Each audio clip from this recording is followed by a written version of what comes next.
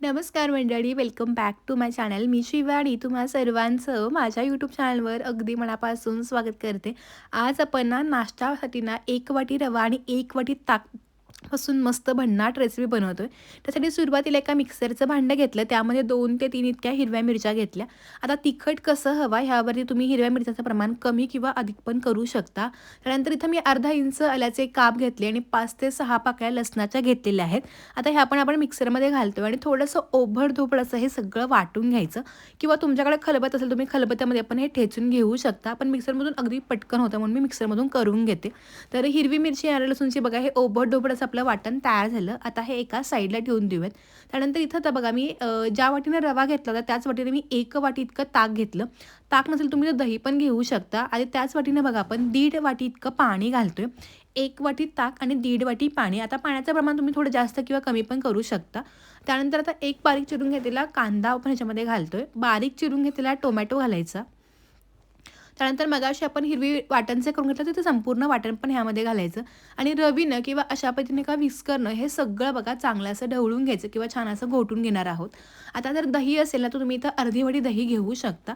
आता दही घेताना ते फार आंबट नसावं, थोडंसं मध्यम आंबट असेल ना तर चव खूप छान येते. हे सगळं मिक्स केलं आणि ते एका साईडला ठेवून देऊयात. त्यानंतर इथं आता बघा मी एक मोठासा पॅन ठेवला. पॅनमध्ये मी 2 ते 3 मोठे चमचे तेल घातलं. तेल चांगलं कडकडीत तापून घ्यायचं. त्यामध्ये आता आपण 1 चमचा इतकी मोहरी घालतोय. जे मोहरी घालतो ना ते पूर्णपणे छान असे फुलले गेले तर आपल्या रेसिपीला चव खूप छान येते. मोहरी बघा छान असे तडतडले गेले. त्यामध्ये 1 छोटा चमचा मी उडदाची डाळ घातलेली आहे. तर ती पण छान अशी मस्तपैकी थोडी तांबूस होईपर्यंत तेलावरती परतवून घ्यायची. मोहरी डाळ सगळं चांगलं परतलं गेलं. त्यामध्ये आता पाव चमचा इतका हिंग, 5 ते 6 कढीपत्त्याची पानं घातली आणि पाव चमचा इतकी मी हळद पावडर घातली. आता हे सगळं बघा चांगलं असं मिक्स करून घ्यायचं. हळदीमुळं काय होतं आपल्या रेसिपीला ना छान अशी चव येते. नेहमीचा आपण नाश्ता करतो, पण त्या नाश्त्याला छान अशी वेगळीच चव दिली तर सगळे एकदा अगदी आवडीनं खातील.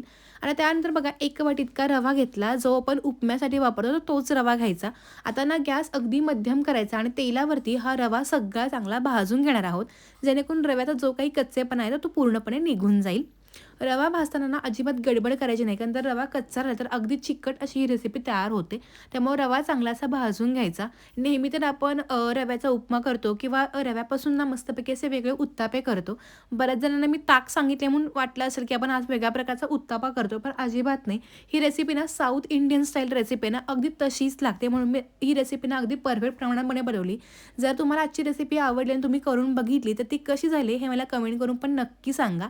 तर इथं बघा मी व्हिडिओ थोडा फास्ट करून आहे पटापट सगळं चांगलं भाजून घेतलं. साधारणपणे मला 5 ते 7 मिनिटं लागले इतका रवा सगळा चांगला भाजून घ्यायला. आता गॅसनं थोडासा मोठा करायचा आणि आपण जे ताकाचं मिश्रण करून ठेवलं आहे ते संपूर्ण ताकाचं मिश्रण यामध्ये घालायचं. यामध्ये कांदा टोमॅटो आपण कच्चा वापरला आहे, पण त्यामुळं काय होतं जेव्हा ही रेसिपी खातो ना तेव्हा छान असा क्रंचीनेसपणा येतो. आता 2 मिनिटं गॅस मोठा ठेवल्यामुळे ना ताक आणि हे जे काही रव्याचं मिश्रण आहे ते पटकन मिक्स करून घ्यायचं, जेणेकरून याच्या गुठळ्या किंवा गाठी तयार होत नाहीत. आणि हे सगळं चांगलं असं मिक्स झालं की ह्यामध्ये ना आता आपण चवीनुसार इतकं मीठ घालणार आहोत. आता आपण जे ताक वापरतो ते थोडंसं आंबट होतं, त्यामुळे चव येईल असं मस्तपैकी मीठ घालायचं. थोडीशी साखर घालायची. त्यामुळे आंबट, गोड, तिखट अशी छान चव येते आणि त्यामुळे चटपटीत असं आपलं हे उपीट तयार होतं. तर आज आपण ना ताकातलं उपीट बनवतोय. तर बरेच जण याला उपमा म्हणतात किंवा उपमा करण्याच्या वेगवेगळ्या पद्धती आहेत. पण साऊथला जर तुम्ही हा ताकातला उपमा खाल्लात ना त्याची चव खूप छान लागते आणि नेहमीचा उपमा आपण करतोच, पण असा उपमा करायला पण खूप छान लागतो. हे सगळं मिक्स करून झाकण ठेवायचं, गॅस मध्यम करायचा आणि छानपैकी हा मस्त मऊ लुसलुशीत होईपर्यंत हा उपमा शिजवून घ्यायचा. एक 2 ते 3 मिनिटानंतर मी झाकण काढून घेतलं. पुन्हा बघा हे सगळं चांगलं मिक्स करायचं. आता बऱ्याच जणांना हे जे उपीट असतं ना थोडंसं असं मऊ पातळ खायला आवडतं. तुम्हाला तसं आवडतं तुम्ही ह्या स्टेजला गॅस बंद करू शकता किंवा तुम्हाला थोडंसं कोरडं आवडतं तुम्ही थोडंसं आणखीन झाकून ठेवू शकता. पण हा जो उपीट आहे ना किंवा हा उपमा जो आहे ना तो अगदी मऊ लुसलुशीत होतो. चव खूप छान लागते. बऱ्याच जणांना साऊथला गेल्यानंतर आपण अशा वेगवेगळ्या रेसिपी ट्राय करतो. म्हणूनच मी म्हटलं की रोजच्या आपल्या नाश्त्याला काहीतरी वेगळं छानपैकी चव दिली तर सगळ्यांना नक्की आवडेल. म्हणून आजची ही मस्त साऊथ इंडियन स्टाईल असं ताकातलं उपीट बनवलं आहे. आता गॅस बंद केला आणि आपलं मस्तपैकी असं मऊ लुसलुशीत ताकातलं उपीट तयार झालं आहे. गरमागरम हे उपीट खाण्याची मजा काही वेगळीच आहे. आता बाहेर थोडासा पाऊस पडतोय, थोडंसं ढगाळ वातावरण आणि अशा ढगाळ वातावरणात असं गरमागरम उपीट असेल ना तर आणखी काय हवं. मस्तपैकी गरमागरम चहा आणि त्यासोबत हे ताकातलं उपीट एक नंबर असा बेत तयार होतो. थोडीशी वरून ना कोथिंबीर घातली आणि पटापट हे सगळं बघा मिक्स करून घेतलं. मला ना हे गरमागरम उपीट खायला खूप आवडलं. जेव्हा मी हे पहिल्यांदा हॉटेल किंवा रेस्टॉरंटमध्ये ट्राय केलं होतं ना, तेव्हा मला प्रचंड आवडलं होतं. मी बऱ्याच जणांना ह्याची रेसिपी विचारली होती, पण मला बऱ्याच जणांनी वेगवेगळ्या पद्धतीनं सांगितली. पण एक पद्धत मला सोपी वाटली आणि अगदी छान मिळती-जुळती वाटली त्या रेसिपीसारखी, म्हणून ही आजची रेसिपी बनवली. आता आपण छानपैकी ह्या उपीटची एक मूद पाडून घेऊयात. तुमच्या इकडं ह्या उपीटला किंवा रव्याच्या ह्याला उपमा म्हणतात का उपीट म्हणतात हे पण मला सांगा. कारण बऱ्याच ठिकाणी उपमा म्हणतात, काही ठिकाणी उपीट म्हणतात. तर तुम्ही नक्की सांगा की तुमच्या भागामध्ये किंवा तुमच्या इकडे ह्याला काय म्हणतात?